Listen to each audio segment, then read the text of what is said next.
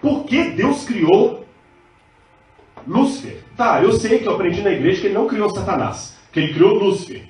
Mas, pastor, não interessa. Eu posso não ter matado a pessoa, mas se eu inventei um remédio que matou a pessoa, eu sou corresponsável. Tá, e a Uda é enfermeira, pode concordar com o que eu vou dizer. Eu posso não ter matado, se eu for um enfermeiro, eu posso não ter matado aquela pessoa lá na mesa de cirurgia. Mas se ela morreu porque eu não limpei direito o instrumento foi contaminado lá e o médico ao usar acabou matando, eu a matei. Eu sou culpado. Então, de certa forma, Deus é culpado, porque ele criou aquele que virou Satanás. Aliás, deixa-me colocar um problema que uma vez um ateu pôs na sala de aula para os alunos. Ele falou assim: meus amigos, eu quero perguntar para vocês, tem alguns que são crentes aqui. O mal existe? Existe. Então Deus não é bom, ou não é amor. Aí um aluno levantou a mão e falou assim: professor, peraí, eu tenho que fazer uma pergunta para o senhor. Você está falando de mal existir? É, porque você falou, Deus criou tudo, não criou? Criou. Deus criou todas as coisas, não criou. E é verdade, Deus criou tudo, não criou. Então Deus criou o mal? Vamos voltar à pergunta. Tudo que existe foi criado por Deus? Sim. Deus é o criador de todas as coisas, a Bíblia fala. Tudo, está no livro de João. Tudo que existe, existe por intermédio dele. E sem ele, nada do que foi feito se fez. O mal existe? Então Deus criou o mal? Aí um aluno levantou a mão. Eles tinham tido aula de física antes. O aluno falou assim: professor, pois não, o escuro existe? É claro que existe. Eu falei: não, senhor. Nós aprendemos com o professor de física que o escuro não existe, existe ausência de luz. O frio existe, o que vocês estão sentindo aí agora? Porque existe ausência de calor. Você não mede a velocidade do escuro, você mede a velocidade da luz. O escuro não existe.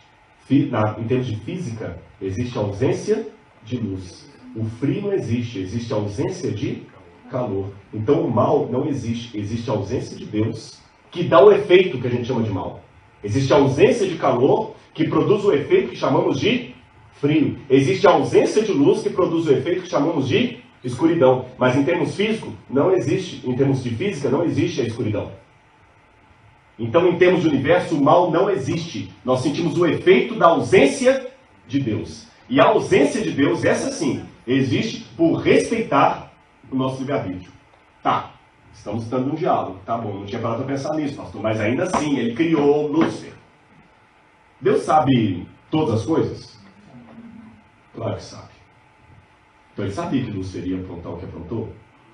Eu já li no livro Parábola, Patriarcas e Profetas que Deus não destruiu Lúcifer quando ele começou a pecar, porque se Deus destruísse, ia fazer dele um mártir. Então Deus deu tempo para que os outros o reconhecessem. Tudo bem. Mas antes dele fazer aquela bagunça, Deus sabia ou não sabia o que ele ia fazer? E por que Deus já o criou antes? Irmãos, devemos entender uma coisa. Em primeiro lugar, aprenda que o pessoal, principalmente os ateus, mas os cristãos também, distorcem o conceito de todo-poderoso. Deus é todo-poderoso, mas isso não significa que Deus pode fazer tudo. Que isso, pastor? Desculpa se eu estou falando uma novidade para você. Ser todo-poderoso não significa que você pode fazer tudo. Tem um monte de coisas que Deus não pode fazer. Deus não pode criar um outro igualzinho a Ele mesmo. Deus não pode mentir. Deus não pode pecar. Deus não pode suicidar. Deus não pode deixar de ser Deus. A gente confunde ser todo-poderoso com falta de lógica. Se Deus pudesse criar a terceira margem do rio, ou fazer uma bola, um círculo quadrado, Deus não seria todo-poderoso, Deus seria ilógico. Entenderam o que eu disse? Se Deus pudesse fazer um círculo quadrado, aí vem aquela pergunta: Deus pode criar uma pedra que nem ele pode carregar? O ateu pensa e dá um checkmate com isso. Deus pode criar uma pedra que nem ele pode carregar? Porque você fala que ele pode criar, então tem uma coisa que ele não pode fazer, né? Se Deus pudesse fazer isso, Deus não seria todo poderoso, Deus seria ilógico. Deus pode fazer tudo dentro dos parâmetros do caráter e da pessoa dele. Então corrijam isso quando alguém for falar com vocês. Ser todo poderoso não significa poder fazer tudo. Deus não pode pecar, Deus não pode Deus não pode se arrepender, Deus não pode, embora a Bíblia fale arrependeu-se Deus, mas aquilo é um antropomorfismo do hebraico. Mas o Deus mesmo, Deus não pode ser tentado pelo mal, Deus não pode criar um outro igualzinho a ele, Deus não pode suicidar. Esse é o primeiro ponto. Segundo ponto, ser todo-poderoso, a expressão poder tem dois aspectos. Está cansativo ou está dando vocês pegarem o que eu estou falando? Não. Você tem o poder ativo e poder passivo. O que é o poder ativo? Poder ativo é que eu posso fazer qualquer coisa que esteja dentro das minhas forças. Por exemplo, eu posso pegar uma folha de papel e rasgar. Posso ou não posso? Isso é um poder ativo.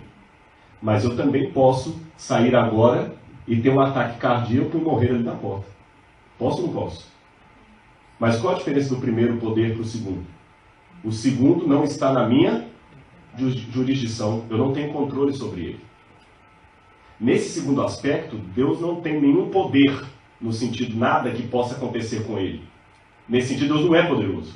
Entende o que eu quero dizer? Não tem nada que possa acontecer com Deus, que Deus não tenha um controle sobre aquilo. Deus não pode morrer, por exemplo. Tudo que Deus pode fazer está no seu controle, mas é do seu caráter. Agora, repito, aquele conceito é importante. Se Deus pudesse criar a terceira margem do rio, ele não seria todo poderoso, ele seria louco, seria ilógico. Deus trabalha com leis lógicas. Isso que o ateu tem que entender. E dentro das leis lógicas, Deus também é um ser que ama. E um dia ele resolveu criar seres para que pudessem amá-lo. Seres livres. Agora, dentro da lógica de Deus, para Deus criar seres livres, Deus teve que trabalhar com uma potência. A potência do mal. Quando a gente estuda metafísica, eu fiz filosofia. E em filosofia, a matéria mais difícil que eu estudei foi metafísica. Estudamos 2 semestres de metafísica. Metafísica é a doutrina do ser. As coisas são o que é ser. Eu vou dar uma liçãozinha só de metafísica para vocês. Tudo que existe, existe em duas formas. Ato e potência. A potência vem antes. O que é isso, pastor? Eu vou dar um exemplo. Eu vou fazer aqui, eu tenho na minha cabeça aqui o desenho de um papagaio. Sabe o papagaio, aquele pássaro? Eu tenho o desenho de um papagaio. Já que é papagaio, eu vou fazer de verde aqui, né? Será que está funcionando? Eu tenho o desenho de um papagaio. Segundo a metafísica, enquanto esse desenho está na minha cabeça, ele é uma potência. Ou, se você quiser simplificar, uma possibilidade. Eu posso ou não desenhar esse papagaio. É uma potência. Tá certo? Eu posso ou não desenhar esse papagaio. Estou com um papagaio aqui na minha cabeça. A hora que eu resolver desenhá-lo,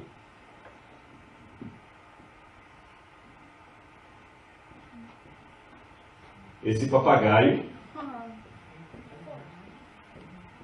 deixou de ser uma potência e se tornou um ato. Esse eu não tenho. Esse papagaio agora é um ato. Ele não é mais uma potência, porque agora ele passou a existir. Ele não é mais uma potência. Agora ele é um ato. Agora eu vou pensar no outro bicho aqui. Eu vou pensar numa coruja. Aí eu pergunto a vocês. Vamos supor que essa coruja que eu estou pensando agora na minha cabeça aqui seja uma coisa muito ruim.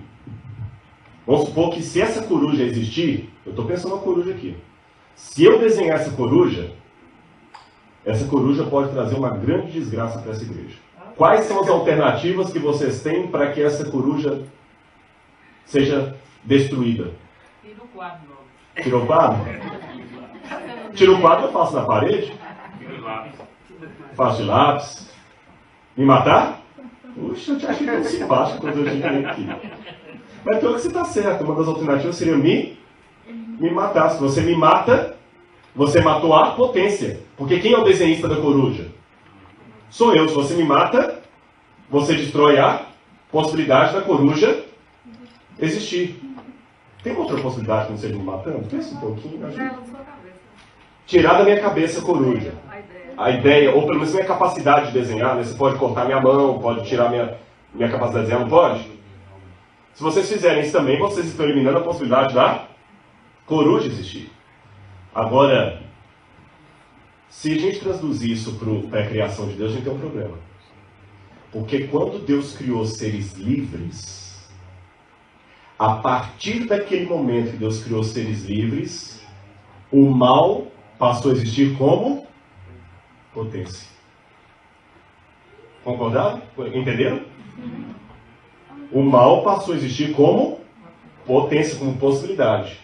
Então, pegando as sugestões que vocês deram, Deus poderia destruir o mal, impedir o mal de que maneira? Letra A, matando a criação livre. Mas Deus mal criou de destruir todo mundo? Ou nem criando? Também não é uma alternativa, mas não é das melhores. Ou quem sabe como ela deu, tirando o livre-arbítrio. Aí nós seríamos todos robozinhos. Hã? Você preferia ser robozinho? Mas sabe, ela é sua filha? Ela é sua filha. Imagine se ela passasse a vida toda sem demonstrar nenhum afeto para você, sem esboçar. Se ao invés de ter nascido ser humano, ela nascesse uma cafeteira elétrica.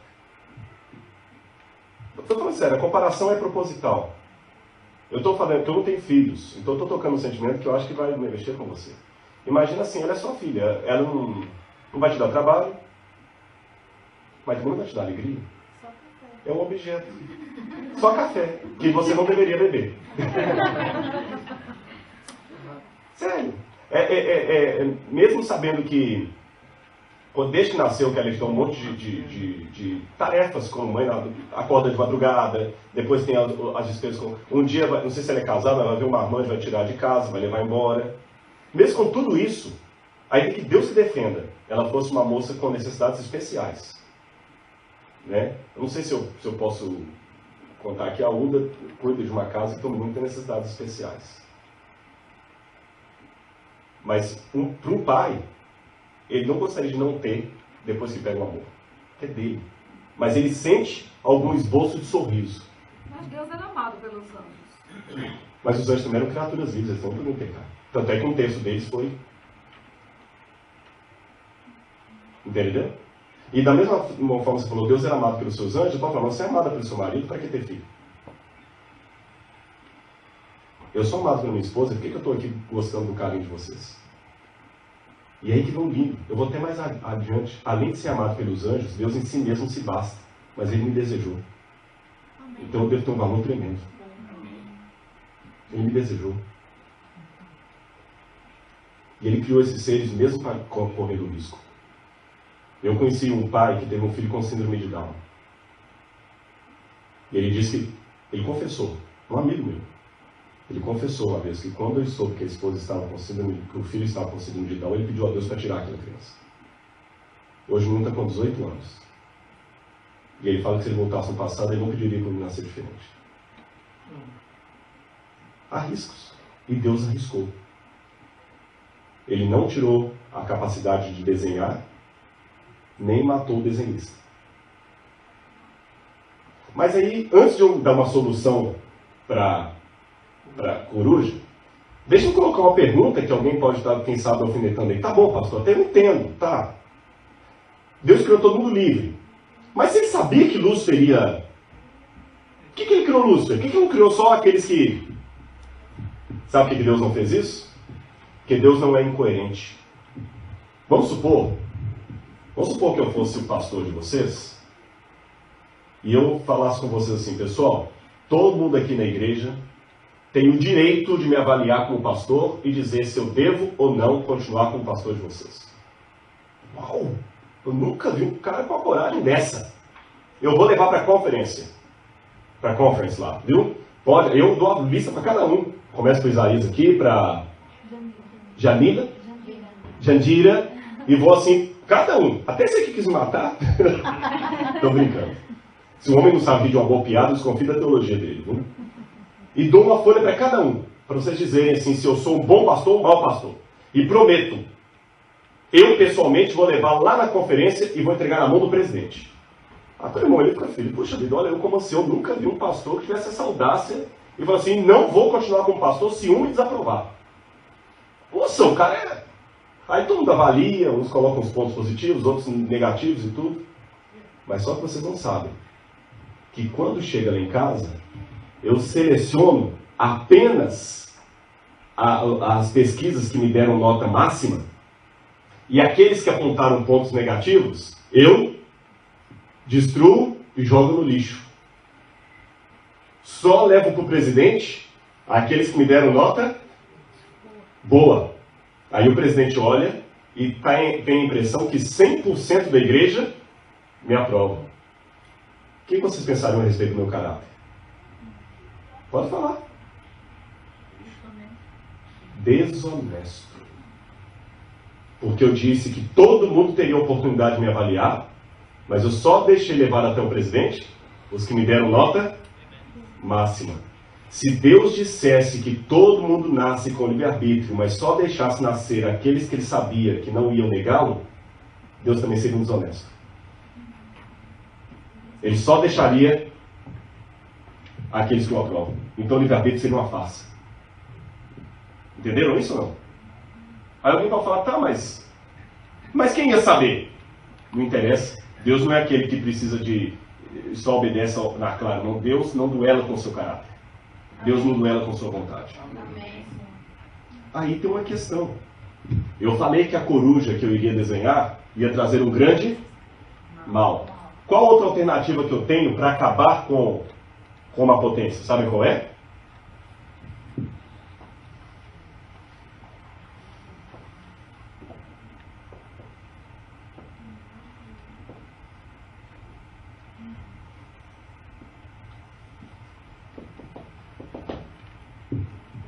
Eu deixo essa coruja.